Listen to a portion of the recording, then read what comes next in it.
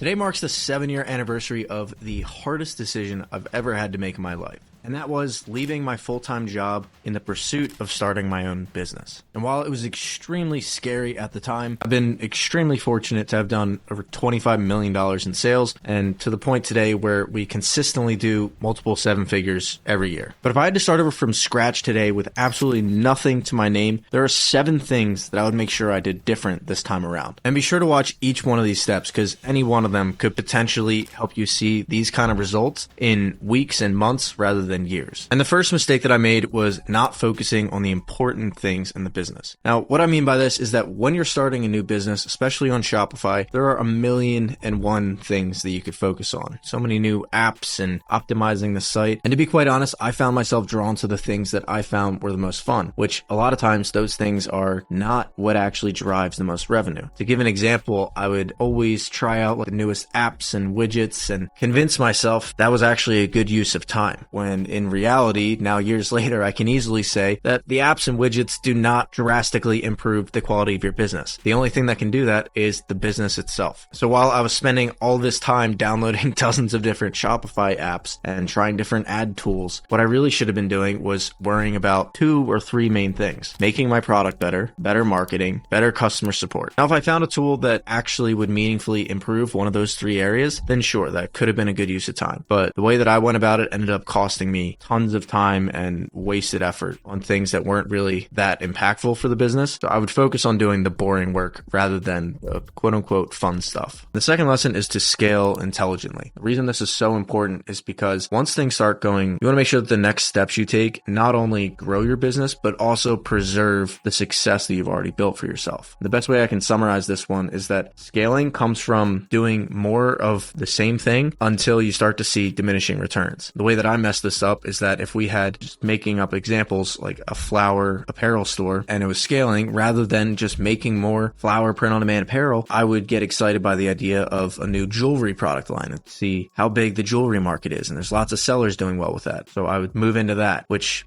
could make sense in theory, but when you get down to it, it brought in so many new issues, because then we had to find a supplier in China. We had to find a fulfillment partner in the US. It completely split our focus away from making more apparel designs, and it completely fragmented the business. Whereas if I had just doubled down on making more of the products that had already done well for us, it would have scaled the business much faster, been a simpler process, but it would have been boring and it wasn't like an exciting new idea. But that's what would have scaled the business faster. So scaling intelligently segues very well into the third one, which is to stay focused and understand that shiny object syndrome is the absolute enemy. I made this mistake multiple times when I would grow a business to $1 to $2 million per year, and then I would have the genius idea that if running one brand was making this much money, running 2 brands would make double, or 3 would make triple, and nothing could be further from the truth. Rather than having 3 times the profit, we ended up with 3 times as many headaches, as many problems, and as many costs, which over time eroded away our profit. Similar to scaling by doing the boring work, you scale by just doing one thing for an extended period of time, longer than anybody else is willing to do it, and that's how you see success. To my younger self, rather than jumping from brand to brand, stick with what you have, double down, and if you double down even when it's not fun, that's how you build something that's really going to last, rather than just short-term profit. Which brings us to the 4th lesson, which is long-term versus short-term thinking. When I was running Yoga Stay, we were vetting suppliers for a new pair of yoga pants that we could offer. And the yoga pants that we were looking at was 2 samples side by side. One pair was super high quality, like Lululemon basically. The other one was like okay, but it was definitely a cheaper material. And the price difference was, I'm making stuff up, but like $4 more expensive for this one, $4 cheaper for this one. And with that, I looked at it and said, all right, we'll make $4 more profit for this pair. And a business veteran that I was hanging out with at the time looked at me and said, sure, you might say $4 profit, but this one is going to win you a customer a lot longer than that one is. And that kind of clicked something for me, realizing that the way to really build a business is to not invest in short-term thinking or short-term profit. It's to do the things that are going to win you a customer for their lifetime, rather than just this first sale. And the fifth lesson is to run your financial reports. But this basically run your P&L. Know exactly how much money you spent last month, how much you made, and then what the amount left over is, including everything: software, overhead, product cost, ad costs, transaction fees, your sales tax. You need to run that report, and then you also need to run your balance sheet, which the balance sheet is the current amount of cash that you have in the business. Open up a new spreadsheet, write out a list of all your accounts. If you have a checking account, savings account, you have your Shopify balance, you have your PayPal balance, and then you have any outstanding fees. You owe money to Printify or supplier or your employees, something like that. Those numbers go down there. So you have all your pluses up here, all your minuses down here, and then at the bottom you have what's left over, and that's your current balance. And it's really important to watch not just your P&L but also your balance sheet, because I can't tell you how many times I made the mistake of just running the P&L and seeing, oh, we made this much money last month, but I wasn't running the balance sheet. And in a perfect world, the balance sheet should go up by exactly the amount that the P&L did. It's called tying out your balances, and that's how you know you did your bookkeeping right. When I was running just one of these and not the other one, I wasn't getting a full visual on the financials. I was only seeing a piece of the picture, and this resulted in me losing tens of thousands, if not hundreds of thousands of dollars of profit, simply because of death by 1,000 cuts. There were little fees that I wasn't catching here and there that if I just been running the balance sheet and the P&L and looking at them side by side, I would have caught everything. But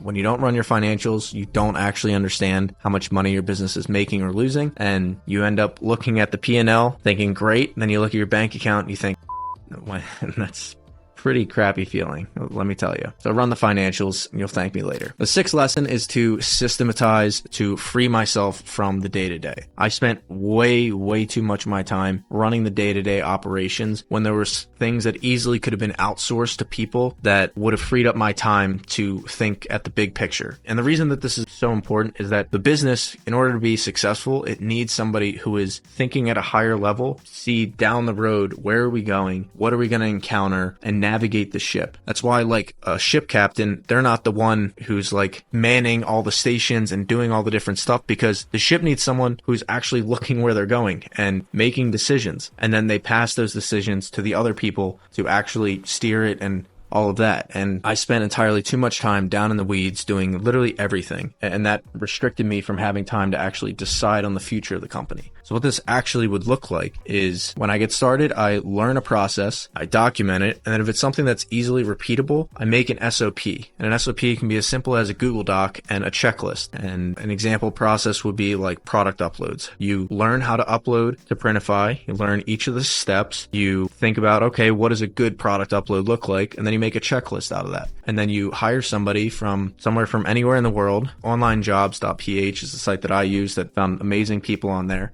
And you give them the checklist and you say, hey, can you do this for these 100 new designs that we want to upload? And if your checklist is good, it's a very straightforward process. And then you do QA, quality assurance, afterwards and check to make sure that everything went well. It's a little bit of a boring process, but it saves you so much time to be able to look at the vision and the future of the company, which steering the ship is like all that matters at the end of the day. Delegation is something that took me entirely too long to learn, and if I was starting over from scratch, would be something I'd be very quick to do right out of the gate. And all that being said, those lessons are super important, but the seventh and my personal favorite and most important lesson is to have fun along the way. Like a lot of entrepreneurs and a lot of people, I've been guilty of the thought process of, I'll be happy when, or I'll have fun, or I'll enjoy this when we reach X milestone. Like my first one was, I'll be happy, or I'll enjoy this when we reach $1 million in sales. Then we did that and I was like, okay, I'll be happy when we do 2 million. Then I'll be happy, or I'll be able to relax when we do 10 million. And what that does, that moving of the goalposts, it puts us in a constant state of reminding ourselves that we can't be happy until that thing happens. And the funny thing about it is that the goalposts are going to keep moving, even if you don't think that they are. And also when you reach that point, you don't really feel any different. Like it's not